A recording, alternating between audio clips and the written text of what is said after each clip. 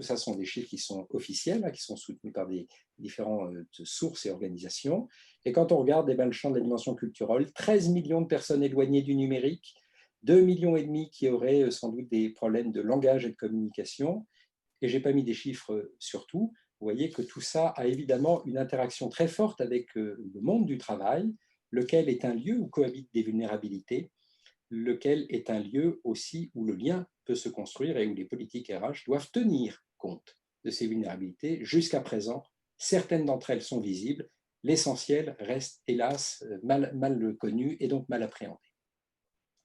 Voilà déjà pour ce premier tableau qui souligne la pertinence de s'intéresser à la vulnérabilité par principe, mais aussi dans les formes que prennent ces vulnérabilités.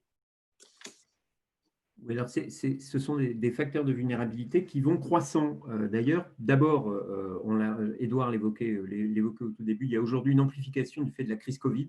Très clairement, la question notamment du télétravail a montré à quel point des populations pouvaient se retrouver dans des situations où elles étaient davantage contraintes, avec des risques qui sont supérieurs.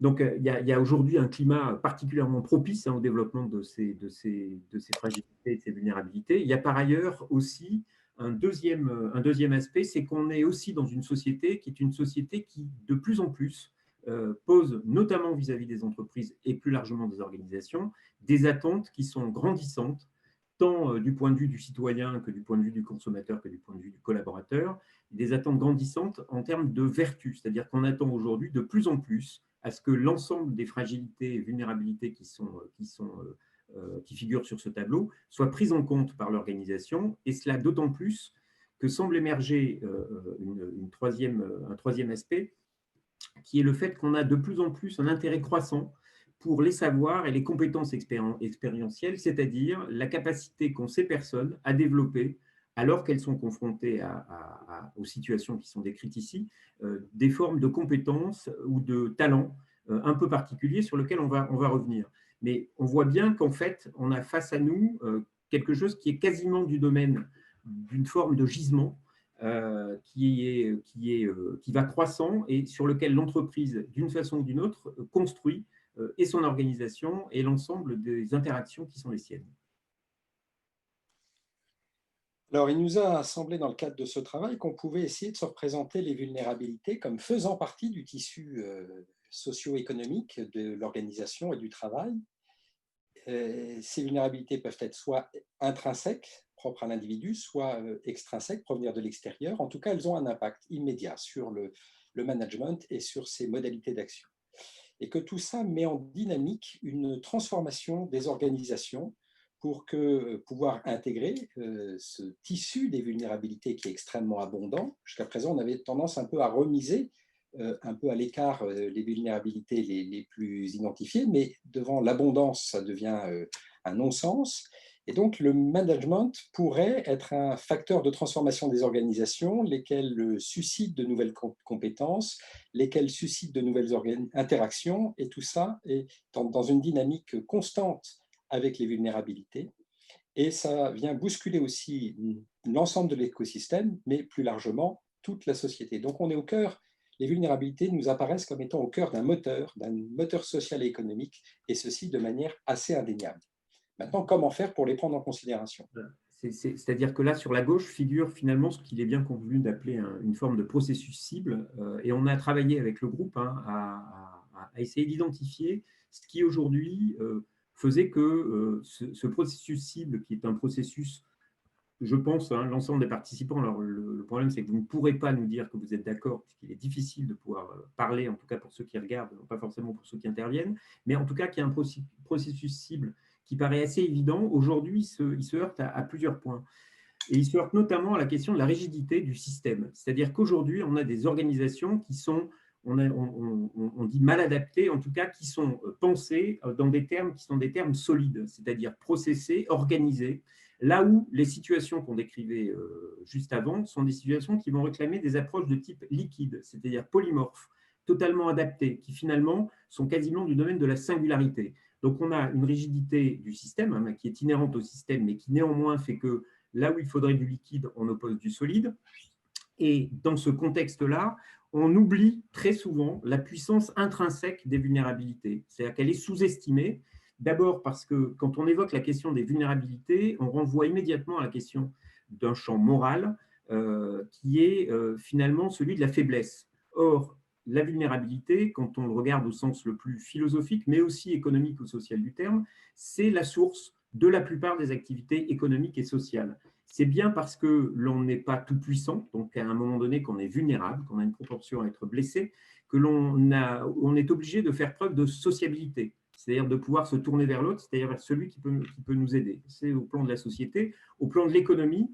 La plupart des activités économiques sont aujourd'hui des réponses à des vulnérabilités qui sont même quasiment oubliées, mais qui consistent par exemple à ne pas être malade. Vous avez des industries du médicament, sont construites sur la vulnérabilité, mais l'incapacité qu'on a à avoir le don d'ubiquité, par exemple, et donc de pouvoir être présent partout, en tout moment, ce qui derrière est la possibilité de transport. Je prends ces deux exemples-là, il y en a bien d'autres.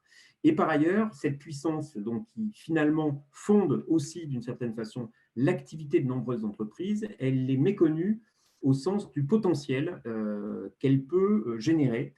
Je vais prendre deux exemples. On a l'occasion actuellement de travailler sur une étude qui touche aux aidants familiaux avec le concours d'AG2R, où on est en train d'essayer d'identifier les compétences qui sont induites par la situation d'aide familiale et où, par exemple, apparaît assez clairement que des personnes qui sont en situation de gestion dans des conditions extrêmes, qui est celui de l'accompagnement, qui est parfois difficile, même souvent difficile, peuvent, dans un cadre professionnel, se voir attacher un certain nombre de compétences ou de talents qui sont, par exemple, le fait qu'elles sont tout à fait capables de piloter des projets ou des activités à risque ou avec des conditions qui peuvent reproduire ce qu'elles connaissent dans l'aide familiale.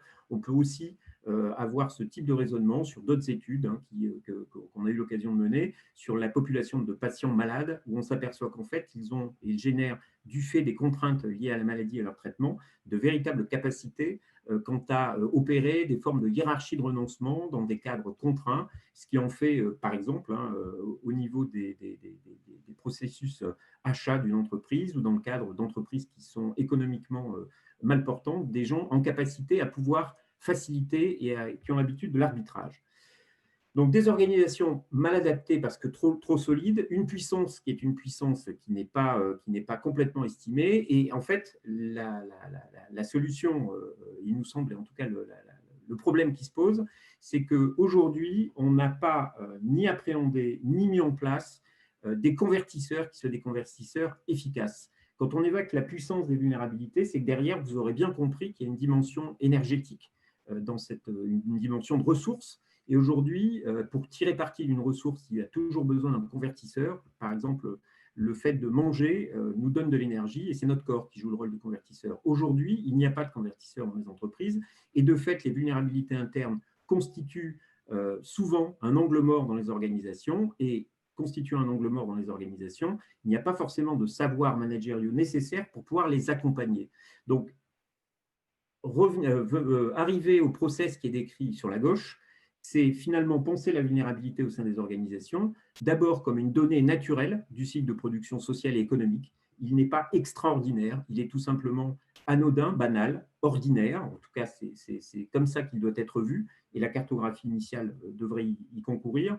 Et par ailleurs, il possède en soi, de par les compétences et de par la production qu'induit ces situations, un gisement à haut pouvoir énergétique, c'est-à-dire en capacité à transformer durablement son environnement. Alors à partir de ça, il nous a paru assez évident d'un point de vue sociologique que l'entreprise, on l'a dit, était aujourd'hui investie de tout un tas de fonctions, et notamment de cette fonction de préfigurer des nouveaux rapports sociaux, des nouveaux rapports économiques. On attend énormément d'elle aujourd'hui, elle est au cœur de toutes les attentions. Donc si on veut l'inscrire dans l'entreprise, je dis l'organisation du travail au sens large, si on veut l'inscrire dans la dynamique des vulnérabilités, il faut déjà commencer par identifier les situations de vulnérabilité. Ce qu'on a essayé de faire dans notre cartographie, mais ça supposerait de le faire à plus grande échelle et aussi de le faire à plus petite échelle.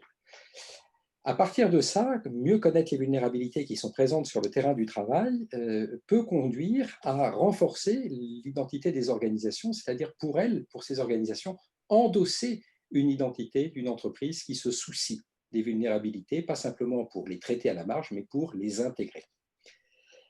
À partir de ça, il s'ensuit une nécessaire, on a vu le rôle entre les personnes vulnérables et le manager, il s'ensuit une nécessité de renforcer, de densifier la relation entre l'employeur et le salarié autour des vulnérabilités, pour ne pas les laisser à la marge. Voici qui vient changer le périmètre donc de management, hein, puisque la culture professionnelle fait droit à ces vulnérabilités, comment elles vont pouvoir être accompagnées sur le terrain. Et une fois qu'elles sont accompagnées sur le terrain et reconnues et valorisées comme telles, alors on peut identifier des nouveaux talents, ce qu'on appelle assez couramment des soft skills, des choses acquises de manière un peu subtile, lesquelles vont à leur tour justifier le placement de l'organisation du travail dans cette dynamique des vulnérabilités, et donc créer un premier cercle vertueux, mais aussi pouvoir avoir un effet de transposition, peut-être d'exemplarité, pour inspirer à la fois la réflexion politique, mais aussi les réflexions stratégiques d'autres organisations du travail. Voilà les 5 axes que nous avons identifiés, qu'on va maintenant vous décliner sous forme de quelques-unes des propositions qui figurent dans la note. Alors, parmi le premier des axes, c'est identifier les situations de vulnérabilité et leurs incidences. Alors voilà comment on a essayé de travailler. On a essayé de comprendre un peu d'où on était, où on en était aujourd'hui et vers quoi on pouvait essayer de tendre collectivement pour faire bouger un peu les critères. Où on en est, on a encore dans la plupart des organisations aujourd'hui une approche qui est quand même assez réductrice et cloisonnée des vulnérabilités. C'est-à-dire elles sont abordées soit sous l'angle du statut, par exemple les personnes handicapées, soit sous l'angle de la thématique, c'est-à-dire par exemple les personnes aidantes, ce qui permet d'en identifier quelques-unes, hélas, de passer sous silence toutes les autres.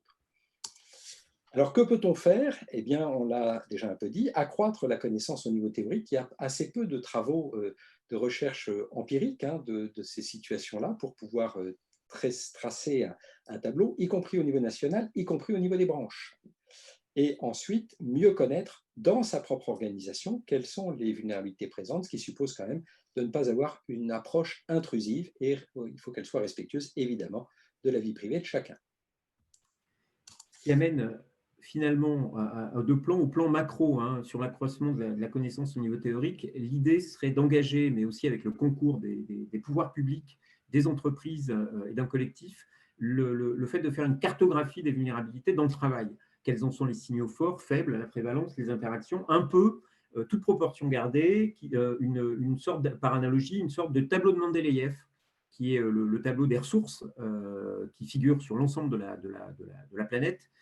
Donc, pouvoir travailler dans ce sens-là pour y avoir une cartographie précise, non plus être dans une situation qui est une situation de flou, et bien évidemment d'étudier les incidences et vulnérabilités au niveau des branches et au niveau des métiers, l'ensemble pouvant donner lieu, par exemple, à la rédaction de vadémécom pour les chefs d'entreprise, les DRH, les managers, c'est-à-dire autant de bibles et d'outils partagés et de façon à ce que chacun puisse parler de la même chose. Au niveau des organisations, évidemment, quand on le redescend d'un cran, ça signifie de façon assez systématique d'être en capacité de pouvoir mesurer à quel degré d'exploitation, taux d'exploitation en termes de vulnérabilité on est confronté, ce qui est rarement fait par le biais de diagnostics qui peuvent être faits éventuellement par des tiers de façon à avoir un caractère objectif et de faire de ce diagnostic un élément structurant du dialogue social. C'est-à-dire derrière, d'en faire aussi un outil par lequel on va pouvoir améliorer les conditions de travail, créer des solidarités croisées. Ce qui va permettre d'une part de mieux appréhender méthodologiquement le gisement qu'on évoquait, c'est-à-dire qu'on pose quelques principes de type scientifique qui vont permettre de mieux mesurer l'onde de choc et derrière l'appréhender, et mieux organiser finalement dans l'entreprise la gestion des flux. Deuxième axe de travail, renforcer l'identité de l'organisation. D'où partons? On part de l'idée que les vulnérabilités sont un frein à la performance, souvent rattaché à une certaine idée de la faiblesse, et on part de l'idée que les organisations sont rarement vues comme étant bien traitantes. Où pourrait-on aller? Vers quoi pourrait-on aller? Vers un changement de paradigme pour intégrer le fait que les organisations sont aujourd'hui appelées à être de plus en plus citoyennes, appelées à être de plus en plus des lieux de vie, et prendre conscience que c'est dans sa vulnérabilité que l'organisation peut trouver une source d'innovation, presque une obligation d'innovation, et un certain moteur, comme on vous l'a présenté précédemment. qui nous amène en fait au niveau macro-socio-économique d'aller vers la promotion de nouveaux paradigmes socio-économiques qui puissent englober l'économie sociale et solidaire, soutenir les organisations qui vont s'engager dans ce domaine-là comme étant des organisations un peu en avance et à la pointe du combat, et non pas seulement comme des organisations qui sont simplement de bons citoyens, mais simplement des organisations qui sont de bonnes organisations, en tout cas à la pointe d'une certaine forme de modernité et de défis. Et pour ça, ça suppose d'être en capacité à construire de nouveaux indicateurs d'une performance qui soit une performance plus globale et qui puisse se reposer sur des bénéfices documentés. Alors, quel impact sur l'image, le recrutement, l'évaluation, la fidélisation? Il existe quelques éléments. Il y a par exemple une étude, qui est une étude anglaise sur les aidants familiaux et leur prise en compte par les entreprises, qui démontre de façon extrêmement claire qu'aujourd'hui, en mettant de nouveaux indicateurs, quand on installe ce type de politique dans l'entreprise, permet de mesurer le taux d'absentéisme qui est évidemment en baisse, le taux d'engagement des collaborateurs qui est en hausse, et ainsi de suite. Au niveau des organisations, ça suppose aussi que ce changement de paradigme, il puisse passer non pas seulement par du témoignage de salariés ou de collaborateurs, mais aussi par l'expérience des chefs, c'est-à-dire qu'ils puissent se retrouver en situation de pouvoir installer le discours à leur niveau en racontant leur histoire et derrière en pouvant se faire, comme c'est d'ailleurs le cas pour certains, les chantres d'une forme de vulnérabilité qu'ils ont eux-mêmes connue et qui derrière leur permet de pouvoir montrer à quel point on peut non seulement s'en accommoder, mais aussi derrière faire œuvre de résilience et se développer, et par ailleurs l'inscrire comme cet axe comme un élément stratégique dans le développement de l'organisation et bien évidemment un facteur différenciant, ce qui au passage pourrait permettre de travailler avec les partenaires sociaux sur des aménagements et des ajustements qui donneraient peut-être davantage de sens, ou en tout cas qui pourraient aller vers davantage de sens social pour le travail. Donc, derrière cet axe-là, qui est de renforcer l'identité des organisations, on sent, mais c'est bien sûr à travailler, ce sont de premières propositions, qu'il y a là un champ de nature à remoraliser la relation au capital, à l'économie et au travail, assez long, à longue main, mais qui peut être tout à fait intéressant au moment où, sur certains aspects, il peut être attaqué. Alors, sur l'axe 3, qui consiste à densifier la relation entre employeur et employé, on part de l'idée qu'il y a des exigences, on l'a souligné, des employés sur les conditions de travail, mais aussi sur les valeurs de l'organisation, donc des attentes qui sont fortes et qui changent la nature de la relation contractuelle, et un contexte où le maintien de l'engagement, de la fidélisation, du recrutement, tout ça, ça coûte de plus en plus cher à l'entreprise. Donc, vers quoi pourrait-on aller? Vers une réorientation, peut-être une densification de la relation contractuelle au sein du travail, dans quelque chose qui serait un peu moins un rapport de force et un peu mieux négocié.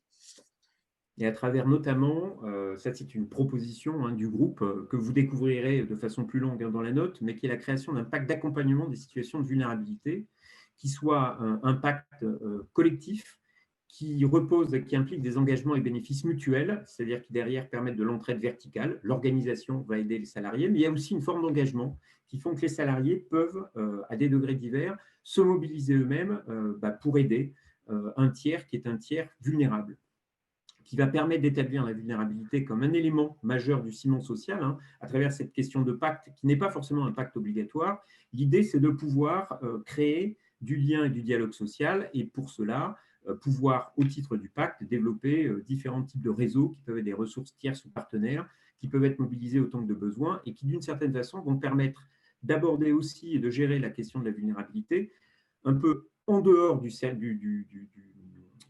en dehors de l'entreprise et du cercle de l'entreprise, mais pour pouvoir derrière avoir, via des psychologues, des coachs, des médiateurs, des possibilités de s'appuyer sur des meilleures ressources, des meilleures expertises, et sans que l'entreprise n'y soit forcément obligée ou contrainte. L'idée derrière ça, c'est de renforcer le sens, le lien et la force du collectif à un moment donné où on sait par expérience, pour travailler aussi sur ces sujets et aussi à travers les témoignages qui ont été amenés, que la gestion de la vulnérabilité induit des nouvelles formes de solidarité tout à fait utiles. Quatrième axe, dans le sillage du pacte précédent, c'est que les managers sont exposés en permanence à des injonctions paradoxales qui peuvent les mettre en fragilité. Ils sont vraiment la cheville ouvrière du dispositif. Et actuellement, on est dans une incapacité de saisir à l'échelle d'un parcours professionnel toute la complexité et la richesse de la personne du collaborateur. Et donc, on n'est pas en capacité d'en tirer les plus complètes ressources.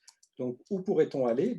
Vers faire évoluer le management. Ça semble aller comme une évidence, mais il y a encore trop de situations qui sont sous-valorisées, y compris chez les personnes vulnérables.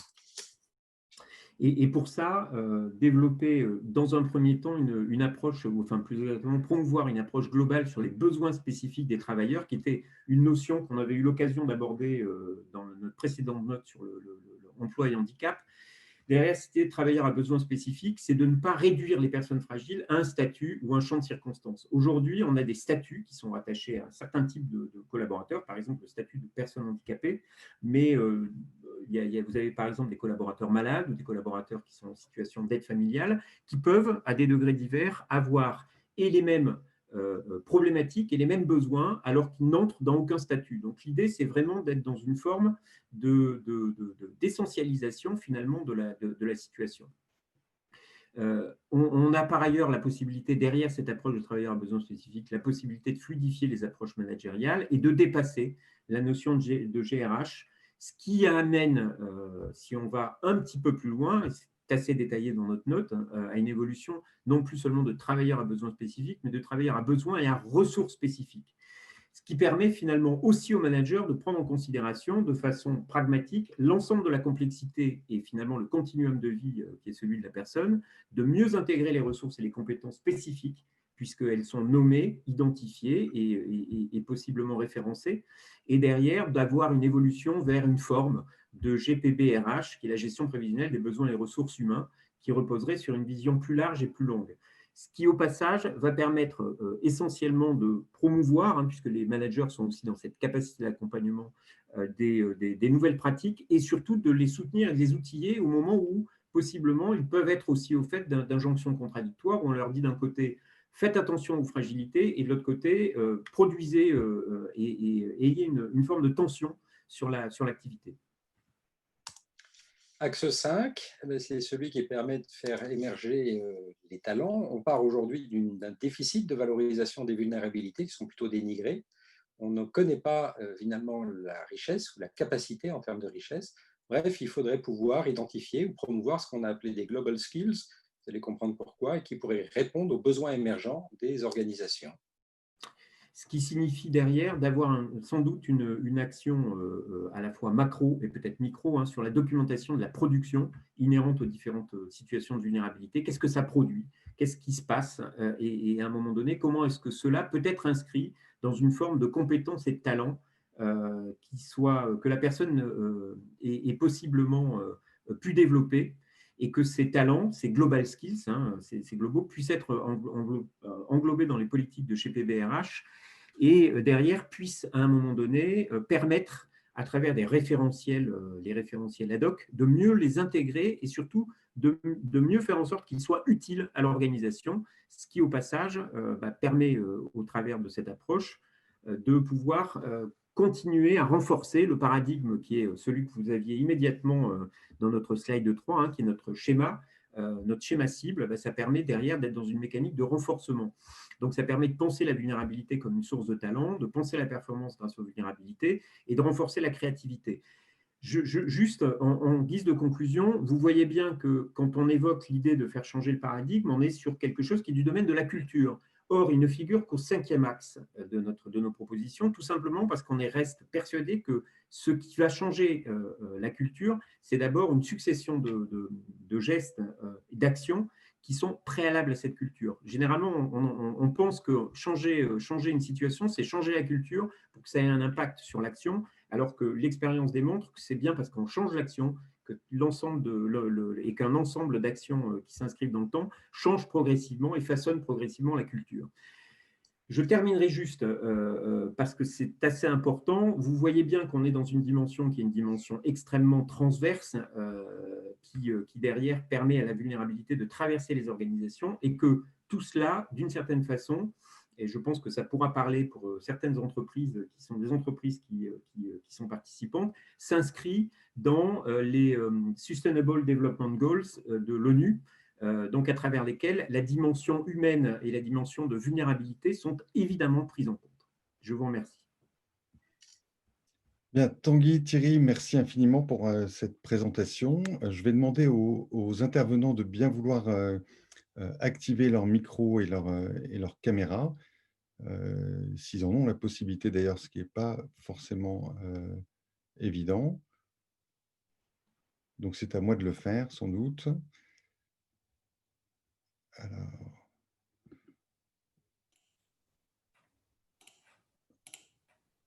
je vais le faire un par un.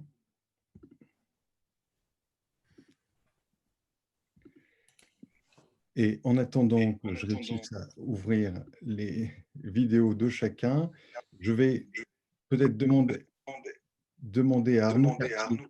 Vous m'entendez bien là? On dit on m'entend? Bonjour, c'est Arnaud Cartier. On vous entend, on a juste un écho du côté de Malika. Voilà. D'accord, merci. Arnaud Cartier, ben on va commencer par vous. Vous êtes le directeur général de HR Consultancy Partner du groupe Randstad. Question très simple, vous avez eu cette présentation qui a été faite. Qu'est-ce que cette approche vous inspire, vous qui avez finalement une connaissance fine du marché du recrutement, mais aussi en tant que manager d'équipe? Merci. Alors, j'ai essayé de mettre ma vidéo, mais il faut que vous m'autorisiez à mettre la vidéo. Donc voilà, pour notre auditoire, c'est peut-être plus agréable. Non pas qu'ils y gagnent beaucoup à voir ma tête et qu'elle peut rester cachée, mais bon, voilà. Si vous voulez m'autoriser à remettre ma vidéo, parce que de mon côté, je ne peux pas. Oui, moi, ça m'inspire plusieurs choses et l'étude était passionnante parce que finalement, c'est un angle économique et rationnel sur des sujets qu'on avait plutôt tendance à considérer jusqu'à récemment comme moraux ou à mettre du côté de la RSE de l'entreprise. Alors certes, l'étude n'exclut pas la RSE, mais ce n'est pas le seul angle. Et c'est ce que j'ai trouvé très intéressant, c'est qu'il y a aussi un angle ROI, la rentabilité, à prendre en compte les vulnérabilités. Alors, moi, en tant que… Je vais parler avec deux casquettes, comme vous l'avez dit, je vais parler en tant que conseil RH d'entreprise. Nous, on travaille beaucoup sur la marque employeur et sur les difficultés de recrutement des entreprises. Or, les entreprises s'interdisent tout un pan de vivier en ayant une tendance à ne pas recevoir favorablement des gens marqués comme… ah ben voilà, je peux démarrer ma vidéo, merci. Voilà. Et vous verrez que ce n'est pas pour ma coupe de cheveux que ça valait le coup de me voir en vrai, mais voilà. Les entreprises se coupent de toute une partie du vivier de recrutement qu'elles pourraient faire en excluant plus ou moins de manière consciente des personnes qu'elles peuvent identifier comme susceptibles de présenter des vulnérabilités. Or, aujourd'hui, sur un marché en tension, et je vous confirme que les marchés restent en tension, notamment sur des marchés des cadres ou sur des fonctions précises, eh bien, il faut aller chercher justement, c'est l'intérêt très très simple de l'entreprise, il n'y a aucune morale dedans, d'aller agrandir le vivier en allant chercher des collaborateurs qui auraient pu, dans des process de recrutement, être autrefois plutôt mis de côté. Et puis, par ailleurs, on ne parle que des soft skills. Et les chamboulements de 2020 montrent que les compétences techniques, les compétences théoriques des collaborateurs sont certes utiles, mais pas suffisantes. Il est évident que des personnes qui ont vécu des situations de vulnérabilité ont eu l'occasion de développer leurs soft skills. Nous, on en est très conscients. On a fait une expérience avec l'Institut Randstad. On a fait conduire sur circuit, je sais que ça peut paraître contre-intuitif, mais c'est pour ça que c'est intéressant. On a fait conduire des aveugles. On les a mis au volant, alors des pilotes professionnels, hein, mais ont organisé ça donc sur circuit fermé, hein, pas sur autoroute. On a confié des véhicules à des aveugles, tout seuls dans la voiture, guidés par téléphone ou par audio, avec des pilotes. Et c'est formidable parce qu'ils avaient un retour que les voyants n'avaient pas sur la qualité sonore, sur les touchés du véhicule, sur les imperfections de la route. Il a fallu qu'ils soient dans une parfaite interaction avec leur pilote. Et il a fallu que le pilote apprenne, non pas à faire, mais à faire faire, puisque lui, le pilote, était juste en audio. Et ça a appris aussi bien aux pilotes qu'aux constructeurs auto avec qui on a monté ça, des choses que des personnes moins vulnérables, ou n'ayant pas connu cette situation de vulnérabilité évidente qui est la cécité, n'auraient pas pu leur permettre de découvrir. Donc, c'est vraiment, on le voit en termes de soft skills pour le coup, travailler avec des personnes vulnérables, là, on a un champ immense. Je vais m'étendre un tout petit peu avec 2 expériences personnelles. Enfin, il y en a une qui est personnelle et ça me ramène aussi à l'actualité. Une expérience personnelle, c'est que dans ma vie de consultant, j'ai vécu des missions qui se passent mal. Et notamment, donc ça me rend vulnérable. Et notamment, j'ai eu une mission où un jeune consultant s'est fait sortir par le client. Et ce jeune consultant, il avait 25 ans. Il était diplômé d'HEC. Il se trouvait qu'il était particulièrement agréable, gentil, très intelligent, plutôt beau garçon et qu'il venait d'un milieu protégé.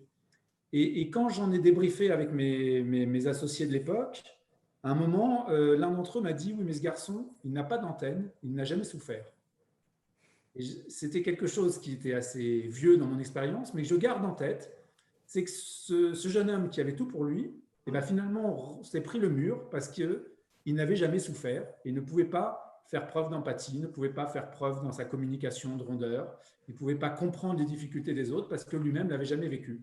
Donc quand on parle de vulnérabilité, par défaut, ne pas en avoir peut être une source de difficulté dans sa vie professionnelle. Et pour l'anecdote, pour le plaisir, et Edouard, je vois que vous vous impatientez, donc je vais arrêter là, mais pour le plaisir, je citerai Joe Biden. Alors Joe Biden n'a jamais fait partie de mon équipe, hein. Je ne sais pas si je dois m'en désoler ou pas, maintenant c'est un peu tard pour qu'il change de carrière.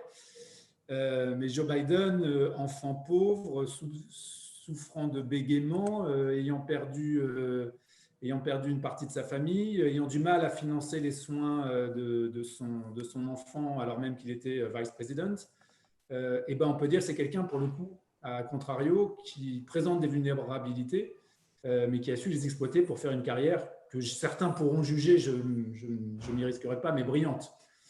Voilà, lui permettant d'arriver à des postes enviables. Voilà. Merci beaucoup Arnaud Cartier, merci infiniment. Cette étude. Merci. J'en profite pour remercier Monsieur le Haut-Commissaire de nous avoir rejoints plus tôt que prévu. Donc Thibaut Guilluy qui est avec nous. François-Marie Gélin, vous êtes, donc je redis, vous êtes membre du comité de direction groupe d'AG2R La Mondiale en charge de l'engagement sociétal. Bon, AG2R La Mondiale œuvre beaucoup pour le maintien et l'accès à l'emploi. Vous travaillez avec des réseaux de réinsertion. Et comme l'a dit tout à l'heure Thierry, vous avez lancé une étude pour regarder dans quelle mesure les compétences des collaborateurs proches aidants peuvent être valorisées dans une perspective d'employabilité. Donc, au regard de tout ça, que vous inspire l'approche que nous venons de présenter? Écoutez, d'abord, bravo à tous ceux qui ont participé à cette étude parce qu'elle est assez exhaustive. Néanmoins, moi, je ferai plusieurs observations. D'abord, vu de là où je parle, comité de direction d'un groupe de protection sociale, les vulnérabilités, on connaît un peu, puisque l'assurance, elle est là aussi pour pallier un certain nombre de problèmes de vulnérabilité que peuvent rencontrer les uns et les autres tout au long de leur vie. Enfin, deuxièmement, il se fait qu'avant d'être à ce poste, moi j'ai été DRH pendant 37 ans, et c'est aussi un sujet que j'ai été amené à aborder. Et je dirais que les axes qui sont présentés sont intéressantes, mais je pense qu'il y a, si on veut traiter de la vulnérabilité en entreprise et de la manière dont on peut à la fois l'accompagner, mais aussi faire en sorte que les personnes qui sont vulnérables ou qui ont une période de vulnérabilité, parce que ça peut arriver à tout le monde, personne n'est à l'abri, et en fonction de la période où on est dans sa vie, de la situation à laquelle on est confronté, on peut se trouver vulnérable ou être en vulnérabilité, qui que nous soyons.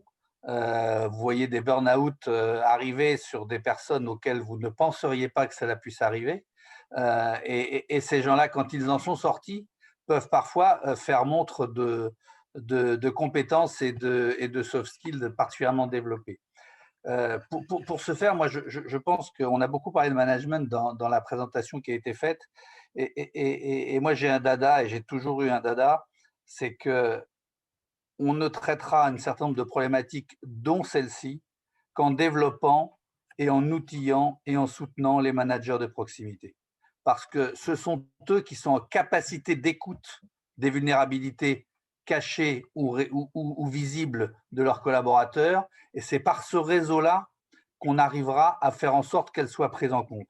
c'est pas le DRH d'une grande organisation que j'étais qui peut se targuer d'avoir connaissance de la vulnérabilité de la personne qui travaille à Marseille, à Bordeaux ou à Lille, alors que lui-même est à Paris.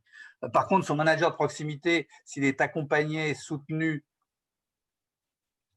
poussé à avoir une attention particulière sur ce sujet-là, il pourra développer lui aussi des vraies capacités d'écoute. Moi, je pense que c'est d'abord, il y a deux choses qui ne se vendent pas au maître et qui sont importantes en la matière, c'est le bon sens et la bienveillance. Alors, ça se travaille, ça se développe, chacun dans sa vie est amené à être confronté à des situations qui vont le faire bouger, mais je pense que malheureusement, ça ne s'apprend pas à l'école. Et que c'est chacun sur son chemin qui est en capacité de pouvoir faire face. Après, il y a la période que nous venons de vivre. Je pense que la période que nous venons de vivre a forcément accéléré un certain nombre de choses, révélé plus de choses qu'on aurait pu en voir si elles n'avaient pas eu lieu.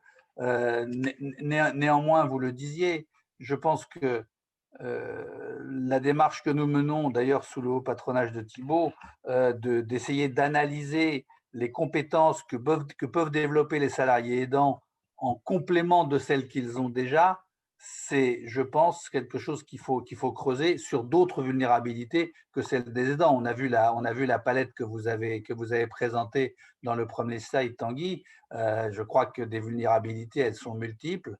Ceci étant, c'est pas parce qu'on est vulnérable, qu'on a été vulnérable, qu'on est condamné à l'être, d'une part. Et je pense que ces vulnérabilités, et personnellement, pour avoir vécu un burn-out, je sais que c'est quelque chose qui permet, on peut s'en sortir, d'une part, et on peut s'en sortir plus fort. Ça, c'est certain. François-Marie Gélin, merci beaucoup pour cette réaction. Chloé Siméa, directrice générale de la Croix-Rouge Insertion, vous qui êtes en prise directe avec les populations précaires, votre regard en tant qu'experte de terrain. Bonjour et merci de m'avoir invitée. Donc, Chloé Siméa, je dirige la filiale de la Croix-Rouge française dédiée à l'insertion par l'activité économique et j'ai aussi le plaisir de participer au Conseil national pour l'inclusion dans l'emploi sous la présidence de Thibault Guilluy qui est parmi nous. Alors effectivement, je voulais témoigner parce que le secteur de l'insertion par l'activité économique, sa porte d'entrée, c'est la vulnérabilité. Donc notre métier, c'est d'employer des personnes qui sont éloignées de l'emploi, durablement, principalement des chômeurs de longue durée, des jeunes sans qualification. Et notre métier au quotidien, c'est d'employer ces personnes qui ont des vulnérabilités. Et je rejoins Monsieur Gélin, ces vulnérabilités peuvent être de tout ordre. Il peut y avoir des personnes qui ont malheureusement pas eu la chance d'avoir une formation initiale qui leur a permis d'avoir accès à l'emploi, mais on a aussi des personnes qui avaient un niveau de qualification extrêmement élevé et qui à un moment ont décroché pour des raisons familiales, pour des raisons de santé, pour toutes sortes de raisons qui peuvent amener à des vulnérabilités temporaires.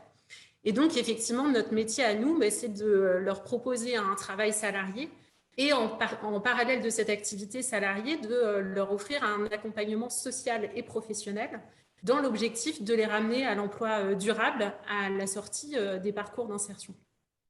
Donc, ce que je voulais vous dire ici, c'est que je pense que le milieu ordinaire, c'est-à-dire le milieu de l'entreprise privée duquel je viens aussi, duquel je suis originaire, je pense à un double enjeu. Vous avez très bien souligné dans la note l'enjeu d'enrichir les organisations et à quel point la prise en compte des vulnérabilités des collaborateurs au quotidien peut être source d'innovation et aussi de meilleure efficacité des organisations. Comme M. Cartier l'a dit précédemment aussi, il y a un véritable enjeu sur les métiers en tension. Et aujourd'hui, on a, nous, des entreprises classiques qui viennent nous voir, spécialistes de l'insertion par l'activité économique, effectivement, pour répondre à ces enjeux de métiers en tension. Je citerai un exemple parce que ça fait plusieurs fois que j'entends parler de la situation des aidants.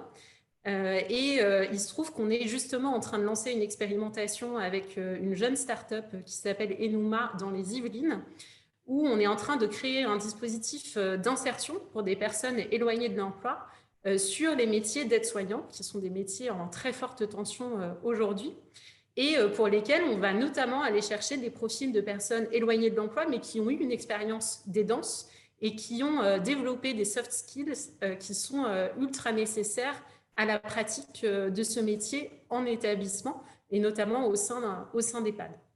Donc, effectivement, il y a un enjeu pour trouver des solutions à ces métiers en tension pour lesquels les entreprises ont des difficultés de recrutement. Et donc, la pratique du recrutement inclusif peut être une véritable solution. Et puis, je voulais aussi vous dire qu'il me semble très important qu'on arrive à réduire l'écart entre des structures comme la mienne, des structures associatives, et les entreprises privées. Et ça, je le vois au quotidien. Je vais vous donner deux exemples. Le premier, c'est que nous, on a parfois au sein de nos structures des personnes qui ont du mal à sortir de nos structures d'insertion parce qu'elles sont accompagnées, parce qu'elles sont protégées, parce qu'il y a une démarche extrêmement bienveillante qu'elles ne retrouvent pas dans le secteur de l'entreprise privée. Et donc, ça réduit la capacité à retourner, à retrouver un emploi durable. Et puis, à l'inverse, on a aussi des employeurs, et je pense que c'est un partenariat qu'il est intéressant de présenter. On a des employeurs qui viennent vers nous justement pour les aider à développer leurs pratiques inclusives. Je vous donne un exemple. Depuis très peu, on a développé un partenariat avec l'entreprise Kiabi, qui s'est engagée sur l'ensemble du territoire français à pouvoir accueillir en stage des personnes qui sont dans des parcours d'insertion dans nos structures, pour leur permettre, sur le terrain de l'entreprise, de valider un certain nombre de compétences et de pouvoir améliorer leur employabilité.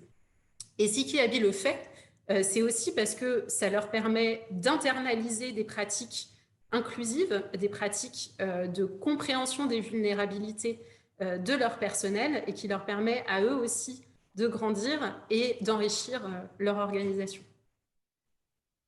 Chloé, merci beaucoup. Il nous reste une dizaine de minutes. Malika Bouch-Iwa, vous êtes DRH de Richebourg Multiservices et présidente de la GFIP, comme j'ai dit tout à l'heure. Votre double regard, si j'ose dire, en tant que DRH et présidente de la GFIP? Très bien, merci. Bonjour à toutes et à tous. Effectivement, donc, en termes de témoignage avec la double casquette, je partage pas mal d'éléments qui ont été donc dits tout au long de la conférence. Effectivement, on a une approche par statut pour laquelle il faut effectivement dépasser. Donc, on a une approche, donc toutes les personnes en situation de handicap ne veut pas dire qu'ils sont vulnérables. Et c'est vrai que la crise sanitaire ne vient pas renforcer cela, puisque dans la communication que nous avons sur les personnes vulnérables, on parle de liste, on parle de catégorie des gens, et donc, alors que l'approche de vulnérable au sein d'une entreprise pour l'inclure dans le poste de travail, c'est beaucoup plus large que ça, donc il faut sortir de ce point-là. Moi, je suis assez partisane de deux approches. Une approche macro via le dialogue social qui a été donc dit. Donc, il est important qu'au niveau institutionnel, même, on sait très bien que les politiques de direction de ressources humaines ne peuvent pas tout changer.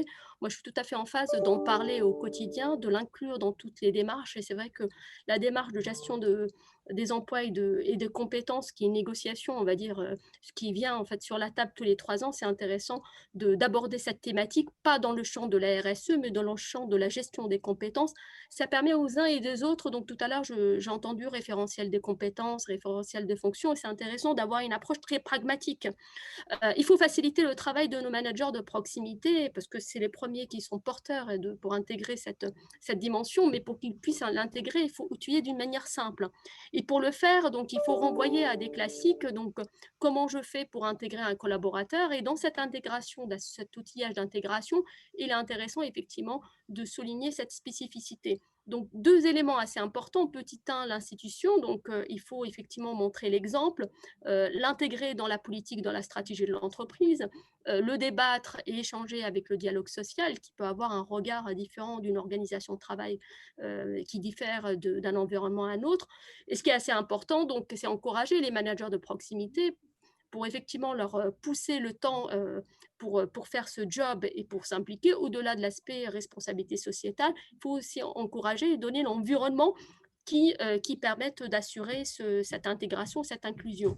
Donc oui, l'inclusion des personnes vulnérables, malheureusement, globalement, tout le monde dit la même chose, mais on le regarde plutôt avec un regard RSE, avec un regard par statut, RQTH, éloigné de l'emploi, personnes isolées. Donc, on n'a pas un regard assez global. Arnaud Cartier le disait tout à l'heure, finalement, toute personne peut être vulnérable, et comment on arrive à intégrer les individus dans cet aspect-là sans distinguer le statut, et surtout avec un outillage assez simple qui permet d'encourager les managers de proximité.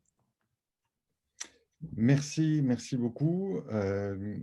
Rémi Boyer, le micro, je demande la réactivation du micro. Vous êtes directeur RH et RSE du groupe Corian, donc gestionnaire notamment de maisons de retraite médicalisées. Rémi? Oui, bonsoir Edouard. Oui, d'accord. Donc spécialiste finalement des vulnérabilités liées au grand âge, et votre particularité, c'est que vos effectifs sont composés à 82% de femmes. Est-ce que du coup, vous estimez que votre exposition au risque de vulnérabilité est plus forte, beaucoup plus forte? Alors, il y aurait évidemment un biais à faire le lien immédiatement entre le pourcentage de femmes très élevé chez Corian et la vulnérabilité. Je pense que ce n'est pas le bon point de départ, mais néanmoins, il y a évidemment un lien pour des raisons sociales et d'activité. D'abord, merci de m'avoir invité. Ensuite, bravo aux auteurs de l'étude que je trouve vraiment très intéressante, à la fois par l'outil de cartographie, de constellation des causes de la vulnérabilité et puis de diagnostic. Et moi, je retiens 3 axes, pour être tout à fait concret sur les axes qui ont été présentés tout à l'heure par Tanguy et Thierry. Le premier, c'est de poser le bon diagnostic sur le sujet. C'est quoi manager des vulnérabilités en entreprise, en restant dans son rôle d'entreprise, c'est-à-dire quelle est la responsabilité interne d'une entreprise, en l'occurrence Corian, privée, qui en effet est un gestionnaire de fragilité par sa raison d'être, je peux dire, c'est qu'est-ce que ça veut dire et quelle est ma responsabilité interne. Et là, la question qu'il faut se poser, c'est qu'est-ce qui génère dans l'entreprise des vulnérabilités. Ça peut être des situations de travail à risque, ça peut être de la dangerosité, de l'accidentologie trop élevée. Et donc là, la première réponse, c'est qu'est-ce que fait l'entreprise pour adresser ces vulnérabilités internes. Je pense par exemple au service social qui répond tous les jours à ces situations de vulnérabilité notamment. Et le deuxième axe qui m'a vraiment intéressé, c'est comment faire de cette approche de la vulnérabilité une approche transversale. Et la vulnérabilité ne s'arrête pas aux portes de l'entreprise. En effet, avec, vous l'avez dit, Edouard, 82% de femmes qui sont dans des situations indiquées par ma collègue de la Croix-Rouge tout à l'heure, c'est-à-dire des aides-soignants, des agents de service, donc des métiers peu qualifiés et avec une vie intense, du matin au soir, et un engagement dans le travail qui est très fort. Comment prendre en compte l'intégralité de la personne dans sa vie du matin au soir, et avec tout ce qu'elle amène dans l'entreprise et tout ce qu'elle rapporte de l'entreprise. Et là, bien sûr, il faut travailler à plusieurs.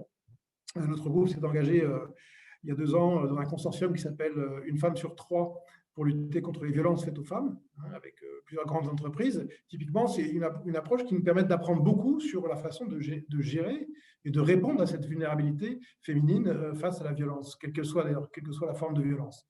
Et puis, dernier axe que j'ai retenu, c'est les axes 8 et 9, à savoir, et ça a été dit avant moi, quel est le rôle du management dans tout ça. François-Marie Gélin a très bien dit, comment mieux former, comment préparer nos managers au repérage des vulnérabilités. Parce qu'ensuite, il y a des gens qui savent traiter les vulnérabilités. J'ai cité le service social, mais il y en a d'autres.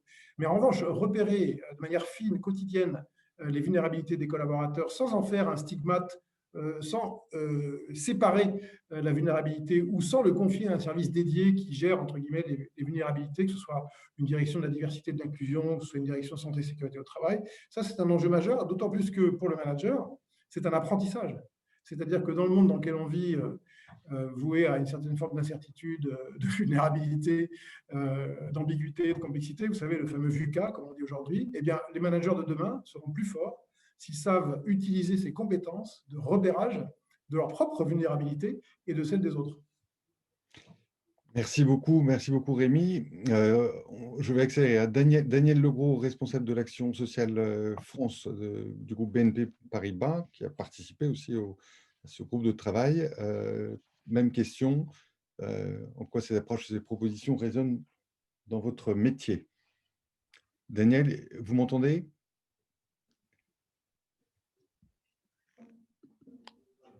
Daniel? Vous m'entendez? Est-ce Voilà. que vous m'entendez? Oui. Oui, bonjour à tous. Oui, effectivement, j'ai eu la chance de participer à ce groupe de travail très riche Et donc, je ne vais pas répéter ce qui vient d'être dit parce que je suis parfaitement à l'aise. Je voulais simplement peut-être rajouter un élément qui me paraissait essentiel dans la note, c'était tout ce qui concernait le salarié lui-même, le collaborateur vulnérable ou qui vit certaines vulnérabilités. Et effectivement, c'est important aussi de le prendre en compte. On ne va pas travailler sur la vulnérabilité sans travailler avec lui. Et effectivement, l'associer à un certain nombre d'actions. J'aurais d'autres choses à dire, mais je vais faire vite. Simplement, à travers ce groupe de travail et les travaux qui ont été établis, il est important de pouvoir lever un tabou. Il est très bien dans une entreprise, il n'existe aucune personne qui n'a aucune faiblesse à un moment donné. Donc, inutile de penser que l'organisme est un groupement de personnes sans vulnérabilité. Donc là, du coup, on va lever le tabou et on va partir du principe que tout le monde est vulnérable.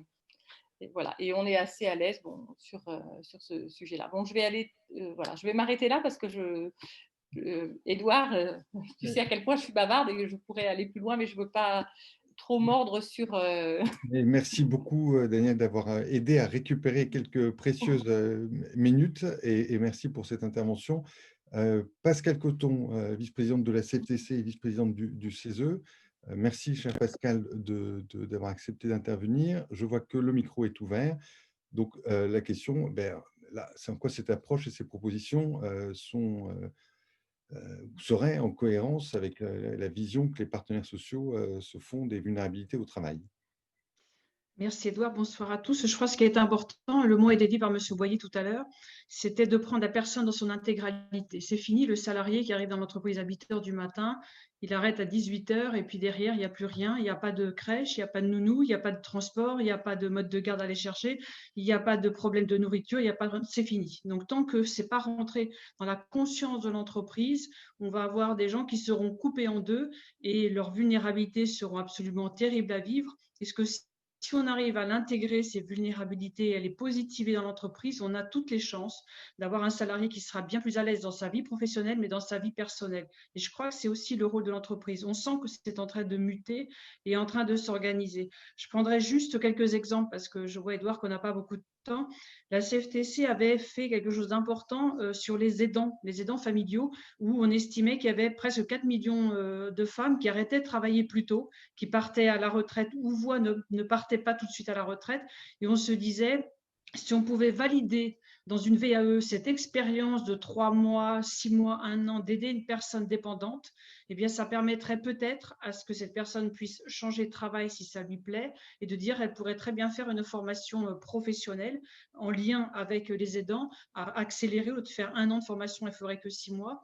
Tout comme celui qui arrête de travailler pour élever ses enfants, la personne n'a peut-être pas très envie de retourner dans un bureau, elle a peut-être envie de retourner vers la petite enfance qui n'est pas son métier. On pourrait valider tous ces temps-là d'organisation et de soins vis-à-vis de l'enfant pour lui permettre de rebondir professionnellement. Je prendrai un autre exemple, c'est lorsqu'on ne s'attache à la personne que sur sa façon de travailler et pas sur ce qu'il est. Moi, j'ai fait 4 ans de Croix-Rouge, les marauds de la nuit, où j'ai rencontré différents exemples, mais celui qui m'a plus marqué, c'est quelqu'un qui venait d'Amiens et qui se cachait un peu sur Paris, qui était tourneur-fraiseur. Et un jour, je lui dis quel métier tu fais? Il m'a dit moi, j'ai une véritable compétence, c'est pas un métier, je suis tourneur-fraiseur. Il avait retenu ça, qu'il était tourneur-fraiseur, mais son entreprise n'avait jamais retenu qu'il était en grande difficulté, en grande vulnérabilité. Ils ont laissé partir cette personne qui était vraiment formidable. Et du coup, il ne lui restait plus que ce métier qu'il avait en tête et pas la reconnaissance qu'il était un être humain, c'est-à-dire une personne dans son intégralité. Donc, c'est quelque chose qui est très, très difficile à entendre. Je voudrais rebondir aussi sur les violences intrafamiliales et la monoparentalité.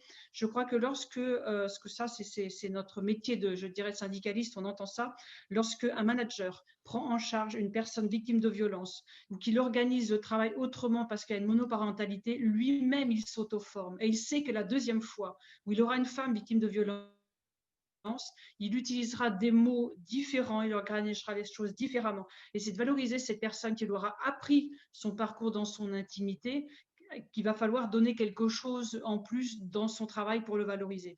Et je terminerai sur malheureusement ce qui nous arrive. Ça fait très longtemps qu'en tant que syndicaliste, on est en train de pousser le télétravail pour permettre à tous ces gens qui ont 2 heures, 3 heures de transport tous les matins et tous les soirs de se faire une coupure. Et souvent, celui qui demandait le télétravail dans l'entreprise était vu comme le feignant, bien évidemment. Eh bien, je crois que là, le Covid, malheureusement, avec tout ce qui nous frappe, a fait réveiller des consciences. Tiens, le télétravail, ce sont des femmes et des hommes qui ont des enfants. L'organisation, elle est catastrophique. Comment on fait quand il n'y a pas de garde? Et puis, ce sont des hommes et des femmes qui avaient 4 heures de transport le matin ou 3 heures le soir. Le télétravail a révélé un peu d'intimité et un peu de je dirais, ce qui rentre dans la normalité d'un salarié qui ne devrait pas être rentré dans la normalité. Donc voilà, j'arrêterai là parce que j'avais plein d'autres exemples, mais je vois que le temps tourne très facilement. Merci, Edouard. Merci beaucoup, Pascal. Merci aux derniers intervenants d'avoir un petit peu pressé les choses. Monsieur le commissaire à l'emploi et à l'engagement des entreprises, Thibaut Guilluy, merci beaucoup d'avoir accepté d'apporter une conclusion à ce webinaire dédié aux vulnérabilités au travail.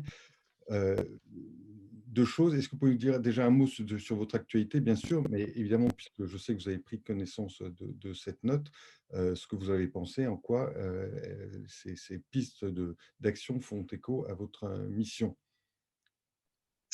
Est-ce qu'il faut C'est bon. Bonjour à tous, c'est bon? Oui, c'est bon. Bonsoir à tous, je suis ravi d'être avec vous. Bon, d'abord, vous dire sans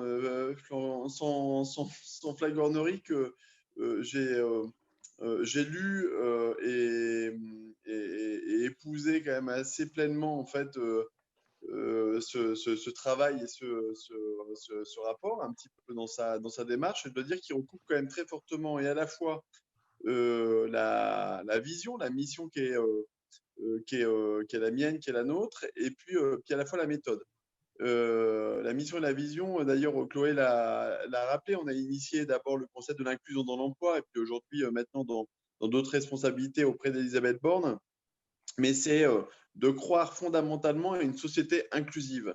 Et si on a parlé d'inclusion dans l'emploi et pas seulement d'insertion, c'était pas comme ça par cosmétique de vocabulaire, mais c'était bien de dire qu'à un moment donné, il faut à la fois accompagner l'individu, chaque individu, dans les difficultés qu'il peut traverser, les handicaps qu'il peut rencontrer, ou etc., à, je dirais, développer ses capacités, ses talents, ses compétences, ou etc.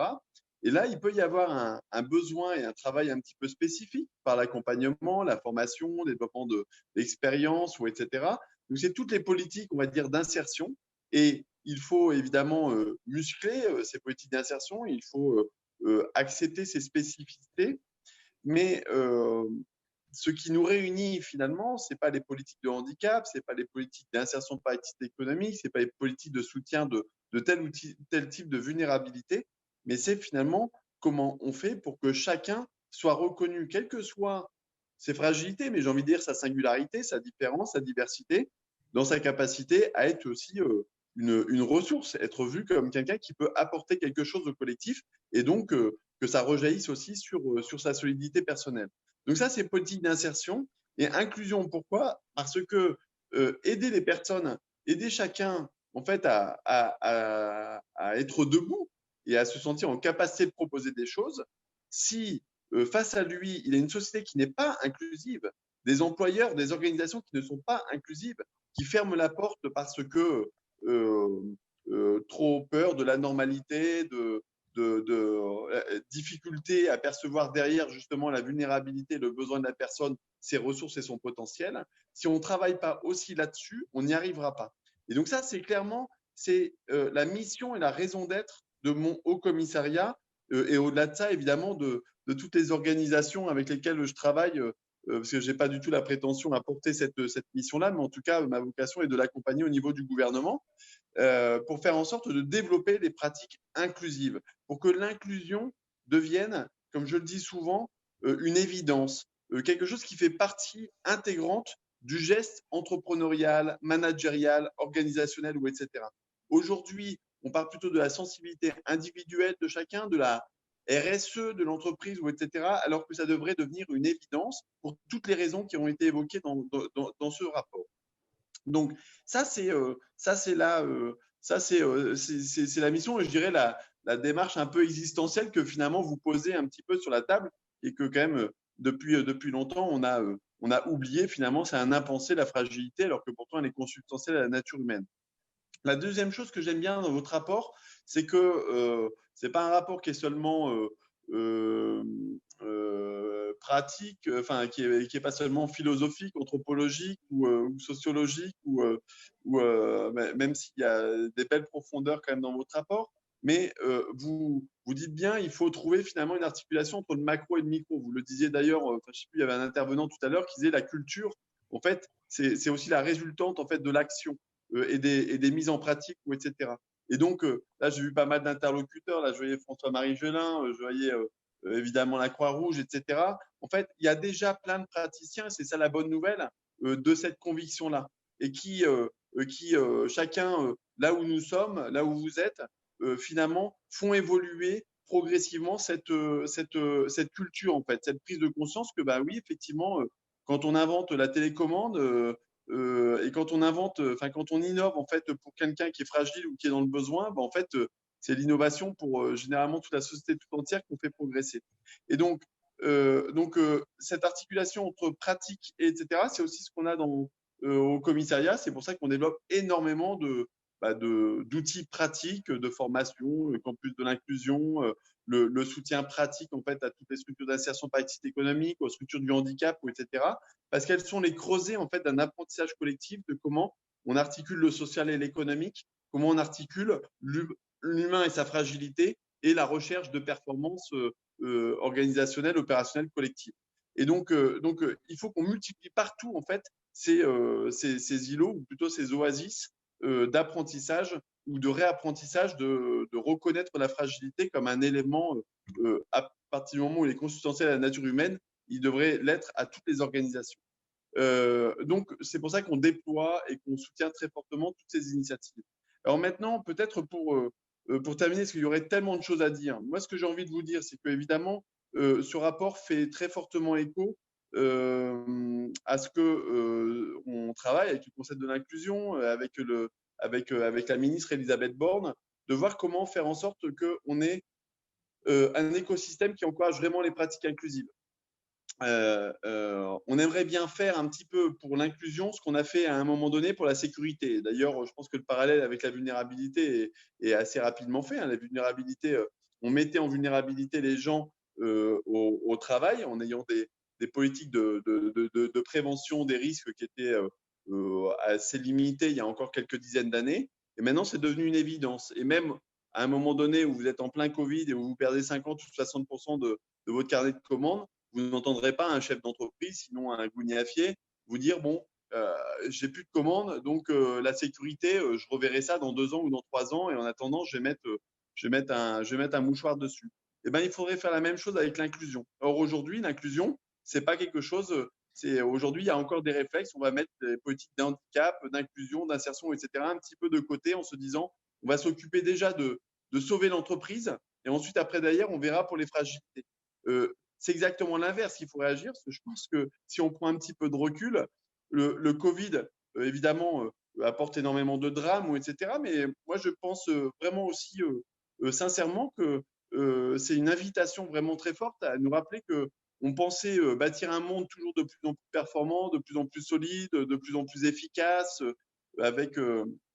à toujours rechercher cette productivité, cette efficacité, etc. Et on s'aperçoit patatras que finalement, on est vraiment tout sauf solide, puisque tout peut disparaître un petit peu sous nos pieds avec l'arrivée d'une crise. Il faut s'attendre quand même à ce que des crises comme celle-là, elles seront d'origine différente, reviennent. Et donc, il faut qu'on travaille notre résilience. Pour travailler notre résilience, il faut qu'on soit plus à l'écoute de nous-mêmes et donc à l'écoute de nos fragilités.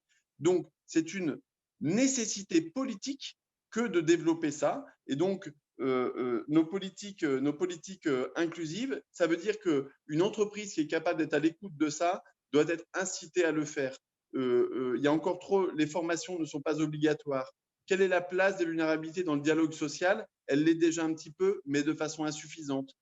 Est-ce qu'on doit considérer une entreprise inclusive par rapport à celle qui ne l'est pas de la même manière du point de vue, par exemple, du système assurantiel collectif, des charges sociales, ou etc. Est-ce que celle qui est inclusive ne devrait pas avoir des bonus, des moyens par rapport,